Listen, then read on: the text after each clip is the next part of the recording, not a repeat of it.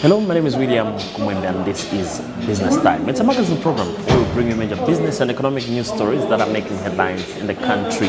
And coming up in the program today, we look at the practicality of tolling system in the country as the National Road Fund Administration projects that the system could be raking about 4 billion kwacha per annum.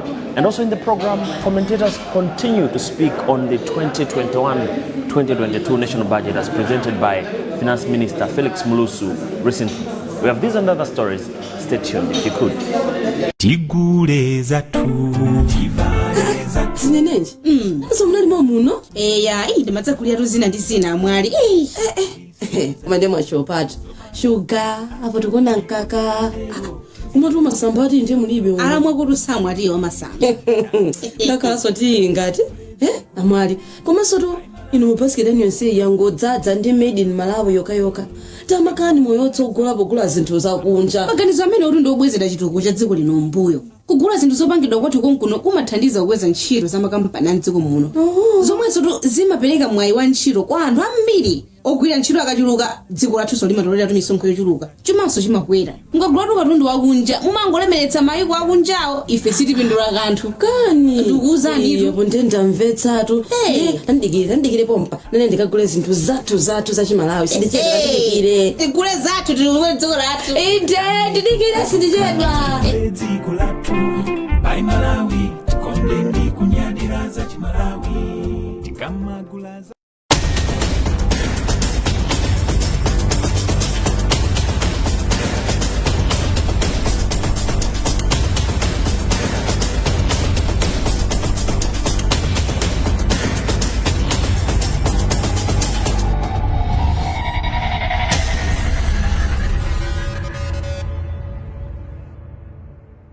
Hello and welcome in our main story in the program today. Malawi is soon to introduce the road tolling system. Two projects are underway at Kalinyeke in Dedza and of course Chingeni between Balaga and Ncheu. The Roads Fund Administration projects that these two tolling gates would be raking in about 4 billion kwacha per annum. Now, what does the future hold in as far as tolling is concerned in the country being a new phenomenon? This is a question we posed and we have the detail in this report. Driving on the M1 road, about 300 meters from the Chingen road block, going towards Ncheu, you find this signpost, tolling coming soon. It points to this project, the Chingen Tolling Plaza, where there would be a controlled access point for the M1 road. It is a form of road pricing to help recoup the cost of road construction and maintenance. It would be the first of its kind in the country. Another one is being constructed at Kalinyeke in Dedza, according to Masauko Mgwaluko, the Roads Fund Administration publicist. We have always relied on the fuel levy because the Roads Fund depends on almost 85% of the revenue from the fuel levy. Now, the objective of tolling is to ensure that the money that is being generated from tolling on the stretch of the road, the priority is to allocate the money on the same stretch of the road. So there will be some money also that will be now available. The usual money that we used to apply here from the fuel levy will be now be routed to the other also equally demanding road maintenance needs. The toll gate, the toll plaza is a 5-lane with one abnormal lane and the 4 lanes. And what I can say is in future, if we can upgrade even to RFID, that's radio frequency identification, where you can pay in advance and then you'll be identified here and you pass. Combined, the two toll gates are expected to be raking in excess of 4 billion kwacha per annum. The revenue is expected to supplement earnings from the fuel levy. Here is where the Chingen Toll Plaza is being constructed, about 300 meters from the Chingen road block. It has 5 lanes, 2 from Lilongwe to Atlanta, and the 5th one is kind of an open lane where either vehicles from Lilongwe or Blantyre could pass through. Estimates show that the project is valued at about 4 billion kwacha. The tolling tariffs are yet to be gazetted. Now, Finance Minister Felix Mulusu recently presented to Parliament the 2021-2022 national budget pegged at 1.99 trillion kwacha. There's been mixed views both inside and outside the chamber regarding the 2021-2022 national budget, which is going to be for about 9 months. Recently, the Economics Association of Malawi, ECAMA, hosted a conference where they discussed the budget. Our journalist Chimwemwe Mangazi was there and filed this report. EGAMA President Lauren Nyasulu says rising public debt remains a major concern as it continues crowding out the private sector. She adds that other measures such as introduction of the duty-free week could affect local production, constrain private sector growth and reduce amount of tax revenue. Well, I think as an association, we sat down, we felt we needed to provide some feedback to the Minister of Finance after the delivery of the budget statement. And clearly what's coming out is that the ministry has really attempted to put forward some incentives and different provisions to ensure that the economy rebounds. Private sector development has been looked into. And there are a number of incentives there, but at the same time, there's also need to balance on how well we're also investing long-term investments in the country, because the current challenges that we're facing as a country, they require long-term investments that will address the constraints that are there within the economy. So among others, we wanted to make sure that the message has been delivered right in terms of how even the tax incentives that have been provided for in the budget, how they're going to stimulate economic growth, and how these are also going to try to address the issue of inequalities, which is very severe in this country. But at the same time, how does the budget respond to the priorities in the Agenda 2063. So we really wanted to make sure that the sector allocations are responding to the priorities that are in the Agenda 2063. We cannot say that with certainty, because one thing that also came out clear if you follow the budget statement was that the country will still face revenue challenges in the short term. So we are not certain as to how we are going to really achieve those revenue targets that have been set, because the government relies on the revenue that is collected for it to be able to invest and spend. So the budget is quite ambitious. There are a lot of measures in there, and we just hope that we attain the growth that has been projected, but we still see some threats there because COVID is still around us. And as we said, the economy is just coming from a crisis situation, which has not entirely cleared. So there are some threats still when it comes to economic growth and even the revenue generation itself. However, Minister of Finance Felix Mulusu allays fears of a mismatch between the budget and the Malawi 2063. You know, 2063 is about 43 years, or in fact 42 years now, away. What we have not yet, been able to explain, and that's what I was explaining, this evening, is that our journey towards 2063 has been divided into various milestones that we will be achieving as we go along. So we have divided every 10 years, we'll be looking back and seeing on what we have achieved, during that, 10 years. For example, between now and 2030, we are coming up with a plan which is going to be launched very soon, by the leadership. And come 2030, we want to be at a certain level, and we want to be a lower middle income country. So the foundation we are laying, now, which is also going to help us to reach 2063, we'll be measuring this. So in 2030, we'll measure, have we actually reached the lower middle income, status as a country, on what we set out to do. If not, what happened? then we're going to be correcting those things. From there, again, another 10 years to 2040, then another 10 years to 2050, and then 2060, and of course, when we come to 2063, see where we are. 2063, we want to be an upper middle income country, but the steps we'll be taking now, and all the activities, the plans, the programs, we want to achieve the upper middle income country much earlier than 2063. But still our dream is up to 2063. We do not want to go beyond 2063 without becoming an upper middle income country. So we cannot say that the strategy or the plans are not aligned to 2063. They are aligned. We are setting the foundations now. Currently, members of parliament are meeting in cluster committees scrutinizing the 2021-2022 national budget and are expected to resume deliberations of the same in the main chamber from next week.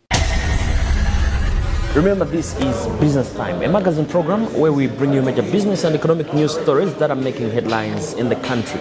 We'll be right back, and when we get back, we look at the future of agriculture as the sector continues to face a number of bottlenecks. That's when we get back inside Business Time.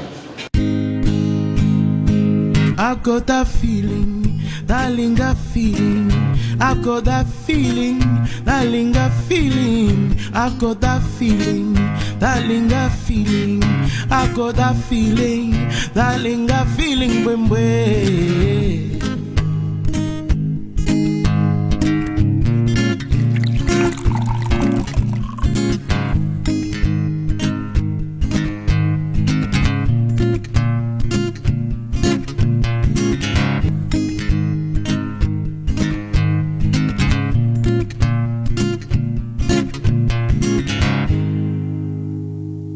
Made from fresh local fruits of mulberry, jambula, rosella, strawberry, plum, white guava, and white peach, and naturally fermented for 1 or 2 years in our cool cellar, comes Malawi's own Linga. Here's to a smooth taste, unsurpassed quality, and distinctive fruit wines. When in Malawi, it has to be Linga.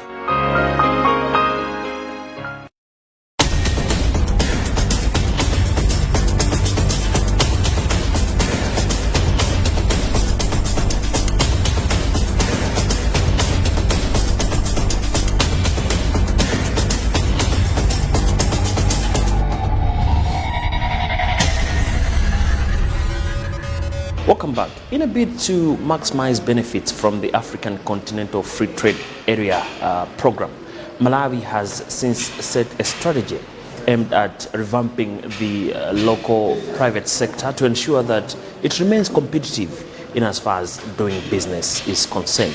The validation workshop of the strategy was done in Blantyre on Monday, where our journalist Justin Kweu monitored the trends and has since filed this report. Speaking during the workshop, the ministry's Director of Trade, Clement Kumbemba, said the strategy outlines markets and opportunities for Malawian products, value chains profitability, bottlenecks and solutions, among others. He added that different ministries, government departments and agencies will also use the strategy to look at how they can address the challenges facing the manufacturing sector. Issues you're talking about, the bottlenecks, the structural ones, let me say that you're aware that the government, through various strategies, we're addressing those. The issue of energy will soon be a thing of the past because of the many energy projects government has lined up, and some are opening up very soon. The issues of transport connectivity issues are also being addressed by various organs of government. So really, the issue of raw materials, adding value, making sure that we do not only export primary products. The government agenda is that we focus on value addition. So I think it's important that, mind you, we are a global village now, and Malawi cannot operate in isolation. It was important for Malawi to join hands with the rest of Africa And what is important for us and private sector is to address these bottlenecks. We cannot just sit there and say we have some challenges. No country on earth is without bottlenecks. But I think what is important for us is to join hands in addressing those. And you can appreciate that I think efforts are being done, be it on raw materials or on beneficiation, on addressing the power challenges. So I hope I've answered your question that the strategy basically is an eye-opener. It is a mirror. We see ourselves to say what should we be focusing on as we compete with the 55 countries on the continent. The AfCFTA is a creation of a market without some taxes for some goods between the 55 African states. Even though Malawi ratified the pact early this year, the Malawi Confederation of Chambers of Commerce and Industry said Malawi stands to benefit less because of challenges such as energy, transport, and a struggling manufacturing sector. UNECA Programs Manager Lazarus Chakwera agreed with Kumbemba that Malawi stands to benefit just like any other country because the pact guards against unfair trading practices. Now, Malawi joined the other 55 African countries in negotiating the AfCFTA, and it was a very challenging process because 55 countries with different interests coming together, trying to agree to one agreement. And the chances that Malawi gets basically arise from looking at what it is that Malawi is good at producing, be it actual goods or services. Once we have identified those products, you then look at the African market. And in this case, Malawi already has access to the Zodiak market. It already has access to the COMESA market. What the CFTA brings, which it didn't have, is access to the rest of the continent. You now have access through an agreement to the Nigerian market, more than 100 million people. You now have access to the Ethiopian market, again more than 100 million people. Access to the rest of the continent. And for that to work, I think a question has already been asked. How do we make sure that the benefit then actually flows in reality and makes a difference in people's lives? The issue is, let's implement the agreement. And for the agreement to be implemented, the private sector must embrace the opportunity and prepare for the challenges. Yes, when imports start coming, there are possibilities of import surges, but the agreement already takes care of that.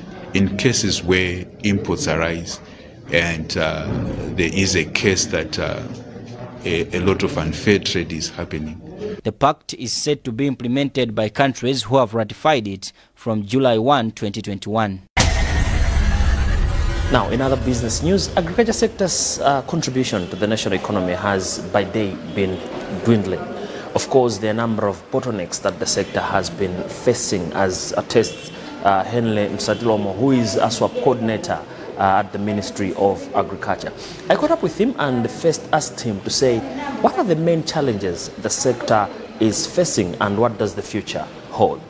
Lord, productivity, because we are looking at a situation where farmers have not been able to adopt some of the good agriculture practices that we are promoting as a ministry.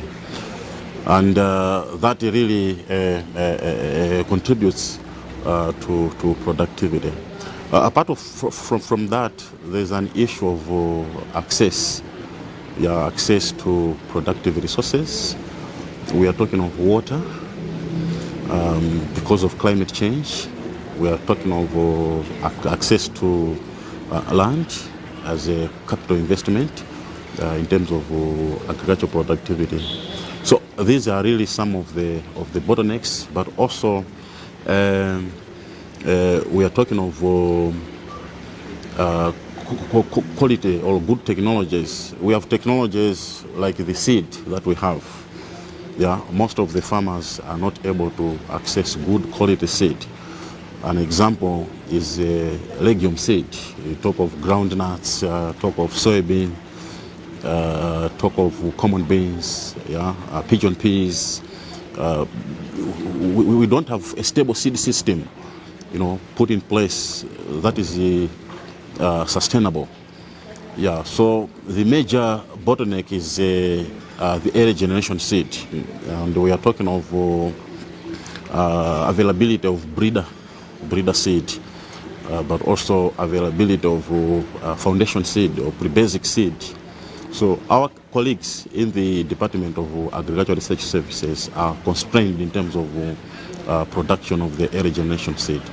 That's why through projects, like SAP and many other projects that the ministry is implementing, there is that appetite, to contribute to a stable seed system in the country. Because without breeder seed, farmers, we should forget about increasing productivity, because there won't be any access to increased or improved seed. Currently, I can say we have the future, because we have instruments now in place. I did mention about the National Agriculture Investment Plan, which is a framework for the investments in the agriculture sector. What we have in the investment plan is a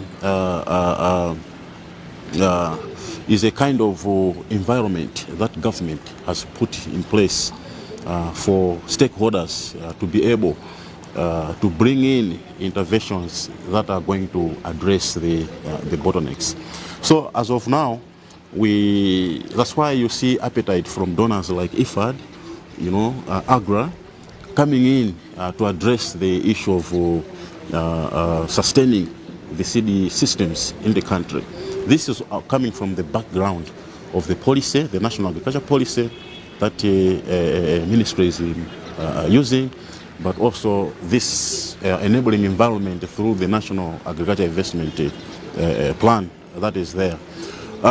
It's work in progress, I can say. I don't want to say that as of now we are there, no. There are still some gaps. It's work in progress, but the future is bright. We see in the next 2-3 years, I think, having a stable legume seed system. Well, that interview also brings us to the end of today's edition of the program Business Time, a magazine program where we bring you major business and economic news stories that are making headlines in the country. On behalf of the entire production team, my name is William Kumwembe, but always remember, if it doesn't make money, then it doesn't make sense. Stay safe and bye for now.